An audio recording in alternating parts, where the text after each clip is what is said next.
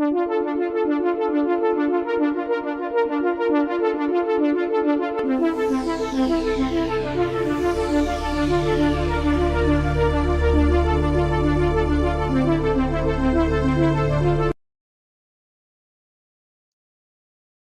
1992, une série est sortie de l'ombre, littéralement.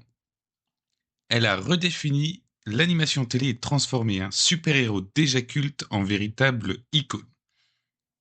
Pas besoin de gadgets clinquants ou de super-pouvoirs tape à l'œil. Non, non. Ici, on parle d'une ambiance sombre, de vilains profonds et d'une ville qui ne dort jamais. Gotham. Et oui, aujourd'hui, on parle de Batman The Animated Series. Mais vous êtes-vous déjà demandé comment cette série est devenue LA référence en matière de Batman?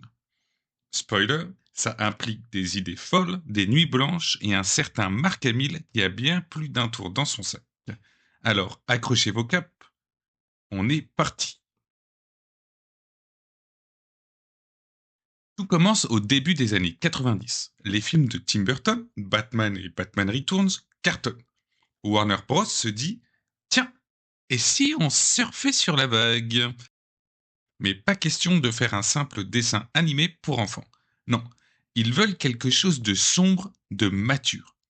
Et c'est là qu'entrent en scène deux génies, Bruce Timm et Eric Radomski. Ces deux-là avaient une vision. Ils voulaient une série qui ressemble à un film noir des années 40. Mais avec des super vilains. Pas mal, non? Mais le vrai twist, ils ont décidé de peindre les décors sur du papier noir. Et oui, résultat, une ambiance ultra sombre qui donne à Gotham ce côté lugubre et mystérieux. Rien que ça, c'était déjà du jamais vu dans l'animation. Et ce n'est que le début. Mais bon, une ville cool, c'est bien. Des personnages inoubliables, c'est mieux. Prenez par exemple Mr. Freeze. Avant la série, c'était un méchant de seconde zone, avec un pistolet à glace. Pas très effrayant. Mais dans Batman, il devient un personnage tragique, déchiré par la perte de sa femme. L'épisode Heart of Ice est tellement poignant qu'il a décroché un Emmy Award. Pas mal pour un gars qui congèle des trucs, non? Et puis, il y a aussi Harley Quinn. Saviez-vous qu'elle n'était même pas censée être un personnage récurrent? À l'origine, elle devait juste apparaître dans un épisode. Mais elle a volé la vedette. Inspirée par une performance d'Arlene Sorkin, Harley est devenue une star à part entière. Aujourd'hui, elle a ses propres films, ses propres comics et même ses propres fans déguisés. Talk about a happy meal.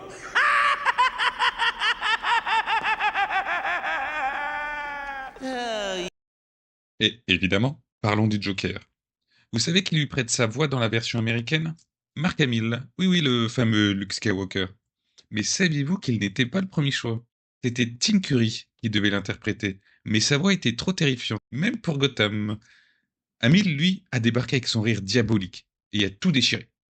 Non, sérieusement, son rire est devenu tellement légendaire qu'aujourd'hui on ne peut même plus penser à la série sans penser à son rire. Puis, Batman alors. Il est interprété ici par Kevin Conroy. Ce gars a une idée géniale. Il a donné deux voix différentes.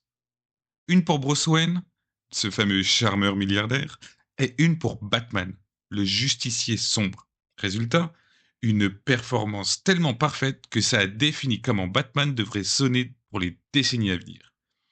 Et c'est donc grâce à lui qu'on a le fameux I am vengeance. I am the night. I am Batman. En dehors de ce casting exceptionnel, il y a aussi la musique. Shirley Walker a repris les thèmes de Danny Elfman qu'il avait composés pour les films de Tim Burton et les a transformés en quelque chose d'encore plus épique. Chaque personnage avait son propre thème musical. Et ça, c'était une révolution pour un dessin animé.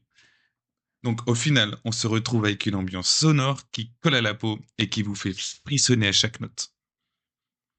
La série a été diffusée pour la première fois en 1992. Et boum, succès immédiat. Les critiques l'adorent, les fans sont au rendez-vous et Batman remporte plusieurs Emmy Awards. Mais le plus fou, Cette série a posé les bases de tout un univers animé d'ici. Bien avant que Marvel popularise le tout avec ses films, à l'époque, on avait le droit à Batman The Animated Series, Superman The Animated Series, Justice League. Après la série Batman, on a eu le droit à Batman Beyond. Et tout ça, c'est vraiment grâce à ce chef-d'œuvre. Et aujourd'hui encore, des années après, la série est toujours aussi culte. Pourquoi ? Parce qu'elle a su allier profondeur, style et action, tout en restant accessible aux petits comme aux grands. Une vraie leçon d'animation. Alors, comment une simple série animée est-elle devenue un phénomène mondial ? Grâce à une équipe passionnée, des choix audacieux et un respect profond pour le personnage de Batman. Pas de gadgets flashy, juste de l'ingéniosité, du cœur et un bon vieux batarang. Vous savez, le boomerang de Batman. Merci d'avoir regardé cette vidéo. N'oubliez pas de vous abonner, de liker, de partager. Et si vous êtes aussi un fan du Chevalier Noir, n'oubliez pas, dans les ruelles sombres de Gotham, Batman veille toujours.